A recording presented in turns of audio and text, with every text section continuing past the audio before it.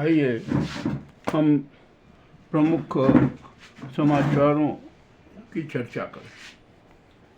Headlines आज के प्रमुख समाचार ऐसे रहे। समूचे विश्व में ब्रह्मांड गुरु योगाधिपति भगवान श्री कृष्ण का 579वां जन्मदिन उत्साहपूर्वक मनाया गया। पूरे भारत सहित सभी स्थानों पर कृष्ण भक्तों ने अपने आस्था भगवान श्री कृष्ण के चरणों में समर्पित की। मथुरा में इस बार बांके बिहारी मंदिर में बड़ी विचित्र स्थिति रही। लाखों की संख्या में भक्त पहुंचे और इस बार अच्छी सुव्यवस्था थी, किसी भी प्रकार का कोई हादसा नहीं हुआ।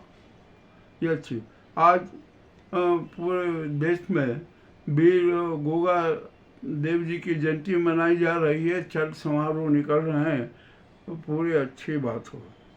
अभी यहाँ पर अलास्का में पुतिन और ट्रंप की बैठक हुई, 3 घंटे तक चली, कोई ठोस परिणाम नहीं निकला।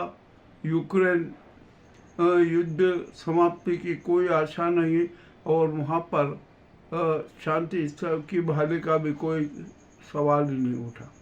अब अगली बैठक मॉस्को में होगी, उस समय क्या होगा देखते हैं। और उधर यूक्रेन के जेलेंस्की ने स्पष्ट कह दिया कि वे पुतिन की शर्तों पर समझौते हेतु कोई तैयार नहीं है, युद्ध जारी रहेगा। ठीक है, अब क्या कह सकते हैं, जो भी होना है वो तो होगा ही। और ट्रंप ने पुतिन के साथ जो चर्चा की उसमें उनका थोड़ा रुख नरम आया, भारत के प्रति भी उनका कुछ नर्म रुख दिखा। देखते हैं क्या होता है क्या नहीं होता है। और पूरे देश में के अनेक प्रदेशों में जल कहर जारी है और ऐसा अनुमान लगाया गया, अलर्ट जारी हुआ है कि 5-7 राज्यों में भीषण और भयंकर वर्षा होगी, तबाही मचेगी। ये भी है, अब क्या कर सकते हैं। हमने जो प्रकृति को दिया है, प्रकृति वही हमें वापस कर रही है, प्रकृति का न्याय चक्र चल रहा है। जो भी हो, हमें तो सब भुगतना ही पड़ेगा। चित्तौड़ जिले में सांवरिया सेठ का मंडाफिया में सांवरिया सेठ का बहुत अच्छा रमणीक स्थान है, भव्यता लिए हुए है। वहाँ पर जन्माष्टमी के पावन पर्व पर लाखों की संख्या में भक्त पहुँचे और वहाँ पर अपनी आस्था प्रकट की। वहाँ पर भी अच्छी व्यवस्था रही वहाँ की, क्योंकि दर्शन व्यवस्था भीड़ प्रबंधन इतना अच्छा किया गया कि जिसकी कोई सीमा नहीं, और वहाँ ना धक्का मुक्की, न किसी भक्तों को किसी भी प्रकार का न तो संकट आया न कोई असुविधा हो। अब यहाँ पर हादसे तो हो ही रहे, क्या करें। हमारे यहाँ हादसे हमारी किस्मत में है, तो होते ही रहेंगे, चलते ही रहेंगे। अब वहाँ किश्तवाड़ में भारी वर्षा से मृतकों की संख्या में और इजाफा हो गया, अब शायद वो 49 हो गया। अब इधर दूसरी तरफ जाइए, पाकिस्तान में तो भारी वर्षा से भारी मौतें हो रही है, जल प्लावन हो रहा है, जल त्रासदी हो रही है। अभी नए घटनाक्रम में 126 लोगों की मौत हो गई और अभी जो वो मानसून सत्र चला ना, उसमें 376 से अधिक लोगों की मौत हो गई। अब क्या कर सकते हैं, वो तो होना ही है और हो गई है। और वहाँ के पाकिस्तान के सरकार ने जलवायु परिवर्तन को ये जल त्रासदी का प्रमुख कारण बताया। अब जो भी होना है होगा, अब ये तो सबको सहन करना ही पड़ेगा।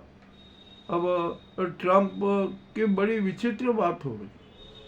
ट्रंप का क्या रुख चल रहा है कुछ समझ में नहीं आया, वे क्या चाहते हैं अभी तक ये भी कुछ समझ में नहीं आया और शायद ही समझ में आएगा। अब पुतिन ने ट्रंप की एक प्रशंसा कर दी। उन्होंने कहा कि यदि ट्रंप 2022 में अमेरिका के राष्ट्रपति होते ना, तो ये यूक्रेन युद्ध नहीं होता। वाह भाई, आपकी अच्छी बात है। और अब तो पुतिन को भी है ना एक भय सता रहा है उनकी गिरफ्तारी का।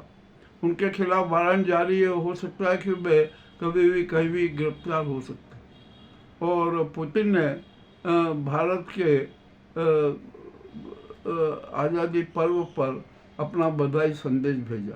भेजते हैं, सभी भेजते हैं, ठीक है, जो भी होगा देखेंगे।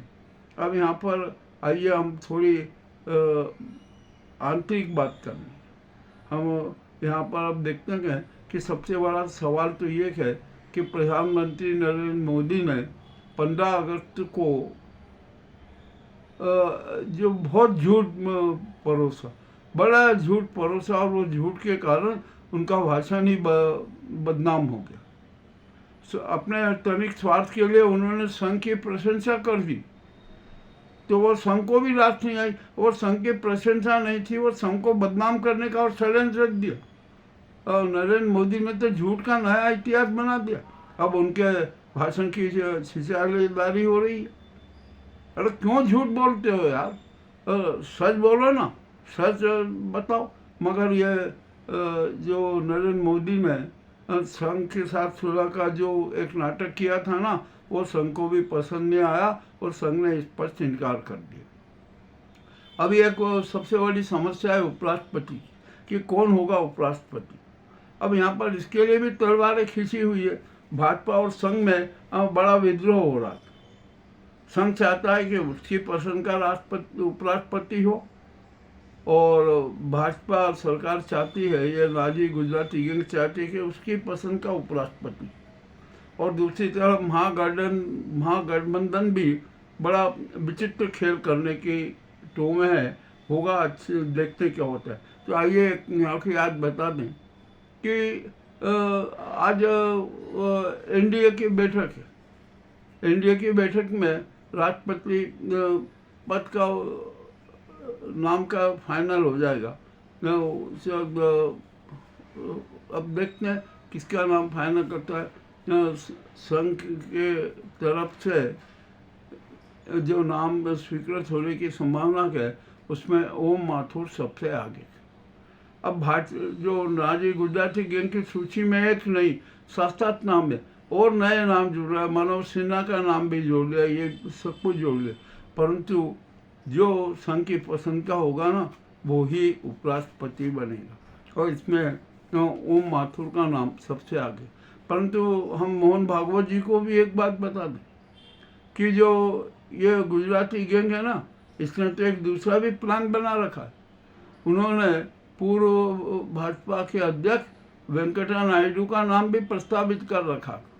एएलडी मूवमेंट में उनका नाम भी आ सकता है, ये ठीक है। अब संघ यहाँ पर 19 तारीख से मोहन भागवत जी दिल्ली में रहेंगे, 2 दिन बैठक करेंगे। एक दिन तो ट्रम्प की जो टैक्स प्रथा है उस पर विचार करेंगे, और दूसरे दिन उपराष्ट्रपति पद के लिए विपक्ष से सहयोग लेने के लिए बैठक करेंगे। उसमें सभी विपक्षी दलों के नेता मौजूद रहेंगे, ठीक है। अच्छा, तो मोहन भागवत जी हमें एक बात कहते, ट्रम्प के बारे में आप क्या निर्णय लेंगे ये तो ठीक है, परंतु उपराष्ट्रपति पद के लिए जो आप निर्णय लेना चाहते हैं ना, उसमें हमारा एक सुझाव है। हम ये सब जानते हैं कि धनखड़ जी का कार्यकाल 2027 तक का था। उनसे मजबूर त्याग पत्र दिलवाया गया, ये भी आप जानते हैं, सच है। तो आप क्यों ना हम एक काम करें, समूचा विपक्ष और संघ के समर्थक और एनडीए के जो साथी हैं जो इस गुजराती गैंग के खिलाफ हैं, सब मिलकर फिर से एक प्रस्ताव कर दें कि धनखड़ जी को ही पुनः उपराष्ट्रपति पद पर विराजित कर दिया जाए। क्या दिक्कत है, कर सकते हैं ना, इसमें हर्जी क्या है। और अब तो सुप्रीम कोर्ट ने भी धनखड़ जी के त्यागपत्र को अव्यवहारिक माना और उसको रद्द कर दिया। राष्ट्रपति मुर्मू जी भी उसको रद्द कर सकते हैं और धनखड़ जी पुनः उपराष्ट्रपति पद पर विराजित हो सकते हैं। तो ये सारी जो घिनौनी राजनीति चल रही है ना, ये सब खत्म हो जाएगी। अब देखते हैं क्या करना है। 19 और 20 को बहुत बड़ा एक अच्छा परिवर्तन होगा, हमें पूर्ण विश्वास है। और हमने जो डॉक्टर मोहन भागवत जी को जो एक सुझाव दिया है ना, ये जनता का सुझाव है, वे उस पर भी विचार करें। और समूचा विपक्ष तो तैयार है, कोई दिक्कत नहीं है। वो तो कह रहे हैं कि आप धनखड़ जी का कर दीजिए, सुप्रीम कोर्ट ने कह दिया, सब कुछ ठीक है। अब यहाँ पर एक बहुत बड़ी बात आ रही है, ये नाजी गुजराती गैंग है ना, और संविधान की हत्या करना चाहते, सुप्रीम न्यायिक विधा की और न्यायिक प्रतिष्ठा की हत्या करना चाहते। सीजीआई गवाई जी ने एक निर्णय दिया कि चाहे राष्ट्रपति हो, प्रधानमंत्री हो, राज्यपाल हो या न्यायपालिका हो, सबको समय की सीमा में निर्णय करना चाहिए, निर्णय देना चाहिए। किंतु इस गुजराती गैंग ने न्यायालय में हलफनामा दे दिया कि सुप्रीम कोर्ट को ये ऐसी बाध्यता करने का अधिकार ही नहीं है। अरे भैया, क्यों नहीं है? समय की सीमा का पालन तो सबको करना पड़ेगा। प्रकृति भी तो समय का सीमा का पालन करती है ना। देखिए, मौसम भी समय के हिसाब से बदलते हैं, खुद थोड़ा हेर फेर हो जाता है। तो आप क्यों नाराज होते हो? आपको तो हलफनामा देना ही नहीं चाहिए, और आपको तो कहना चाहिए कि ना, सुप्रीम कोर्ट ने बहुत अच्छा निर्णय दिया है कि हर काम समय सीमा के अंदर होना चाहिए। ये एक राष्ट्रीय भावना है, राष्ट्रीय दायित्व है, सबका कर्तव्य है। तो आप उस कर्तव्य को भी झुटला रहे। शायद लगता है कि इस गुजराती गैंग का दिमाग ही है ना, विचलित हो गया है, प्रदूषित हो गया और भ्रमित हो गया। अब मैं आपको मेरे देश की मैं हालत बता रहा हूँ। ये हालत बहुत कड़वे है। अब तो हमारे देश में जाने माने गुंडे सरकार हो रहे, और वे अपनी गुंडाई फैला रहे। आप उठाकर रिकॉर्ड उठाकर देख लीजिए, हमने हर प्रदेश में हर प्रदेशों का जायजा लिया है, उसमें यही स्थिति सामने आई। अब क्या होगा इस देश में? आप कुछ भी चाहते ही नहीं, ना आप संविधान के को महत्व देना चाहते हैं, ना कानून को महत्व देना चाहते, न जन निर्णय को महत्व देना चाहते। आप सनातन धर्म के साथ मजाक कर रहे हैं, संस्कृति का मजाक बना रहे हैं, सब कुछ नाटक कर रहे हैं। और ये नाजी गुजराती गैंग है ना, बहुत घिनौनी गैंग है। और मोहन भागवत ने जो उसके खिलाफ कदम उठाया है ना, वो बहुत अच्छा कदम है। अब तो इस नाजी गुजराती गैंग को हमेशा हमेशा के लिए दफन कर देना चाहिए, उसका अंतिम संस्कार कर देना चाहिए। समूचा विपक्ष उनके साथ है, और भाजपा के सांसद भी सब विपक्ष के साथ। अब यहाँ पर देश के में एक बड़ी विचित्र स्थिति पैदा हो गई, फर्जी मतदाता सूची। अब तो यहाँ पर करीबन 40-50 से 80 सीटों तक में फर्जी मतदाता सूची का मामला उजागर हो गया। तो अब क्या ये चुनाव 2024 अवैध माने जाएंगे? रद्द करना चाहिए। तो यहाँ पर बिल्कुल ही आप स्पष्ट है कि जो फर्जी मतदाताओं के आधार पर चुनी गई सरकार है ना, इसको भी भंग कर देना चाहिए। ये काम तो अब राष्ट्रपति जी का बनता है। राष्ट्रपति जी को चाहिए कि मैंने जो यहाँ जो वर्तमान स्थिति और तथ्य और सत्य सामने आ रहा है ना, उसके आधार पर मैं देश में राष्ट्रपति शासन लागू करते हूँ, ये नाजी सरकार को भंग करते हूँ, पूरे संसद को भंग करते हैं, और देश का केयर टेकर पीएम में सेना के सीडीएस को बनाते हैं, और जो न्यायपालिका के सीजीआई गवाई जी, उनको उनका न्यायिक सलाहकार बनाती हूँ। ये आप कर दीजिए, सारा सब समस्या हो जाएगी। बाद में देखेंगे मध्यावधि चुनाव क्या होता है, फिर से मतदाताओं का परीक्षण होगा, जो कौन कहाँ है, ये फर्जी, फिर से नई मतदाता सूची बनेगी। और इस बार जो नई मतदाता सूची बने ना, SIR होना, तो वो हर मतदाता से साक्षात्कार के बाद ही उसका नाम एडजस्ट किया जाए सूची में, और 2 इपिक कार्ड नहीं हो, सिर्फ एक ही इपिक कार्ड हो।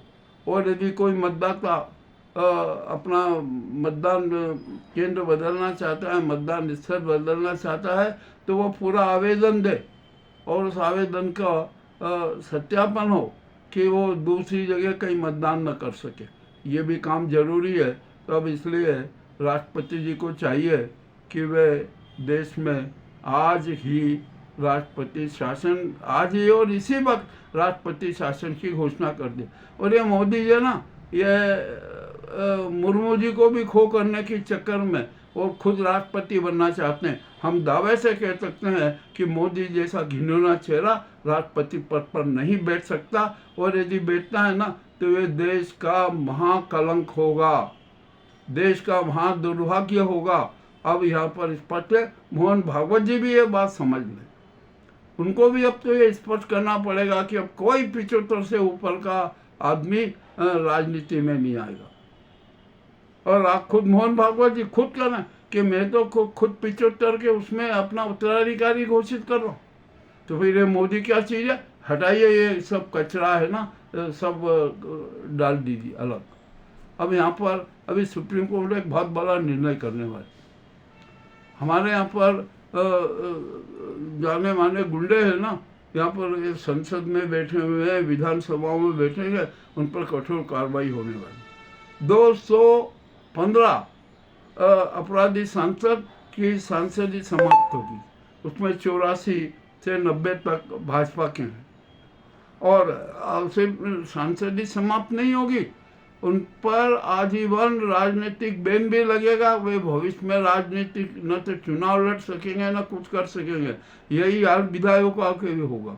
ठीक है, ये आप जल्दी से जल्दी कर दीजिए। अब तो सारा स्पष्ट हो गया है। और हम सीजे गवई जी और जो पीठ है ना, उससे अनुरोध करते हैं कि वे अपराधी सांसदों का निर्णय 1-2 दिन में ही कर दें, सारा निर्णय कर लें, ताकि कोई झंझट ही खत्म हो, न बांस बने न बांसुरी बजेगी। ये भी सारा उनको कर देना चाहिए। अब थरूर जी से भी जो वो क्या बयान दे रहे हैं, क्या नहीं करना है, वो भी ट्रोल हो रहे हैं, बड़ा मजाक बन रहा है और बड़ी क्लिष्ट भाषा में मजाक बन रहा है। अब हम क्या कहें क्या नहीं कहें, अंग्रेजी का है माहौल, तो अंग्रेजी में थरूर भी एक्सपर्ट हैं। अब वो क्या जवाब देंगे, क्या करेंगे। हाँ, परंतु एक अच्छा जोक तो बन ही गए। अब ठीक है, अब महाराष्ट्र में भी अब राज ठाकरे और उद्धव ठाकरे मिलकर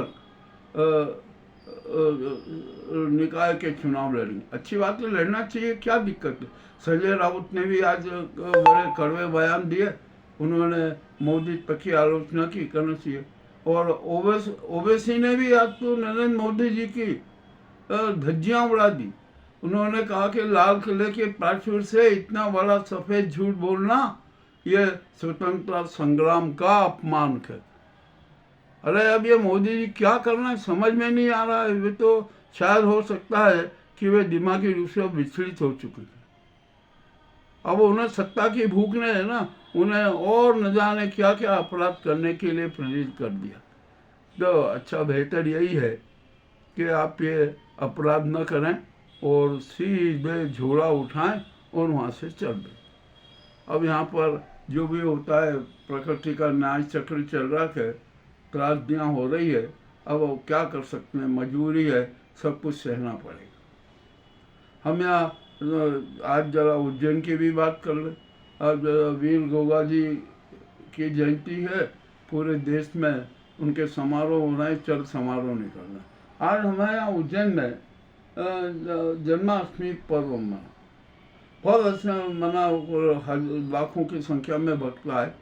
और गोपाल मंदिर चौराहा है ना, जो परिक्षेत्र, वो तो बहुत ही छोटा पड़ गया।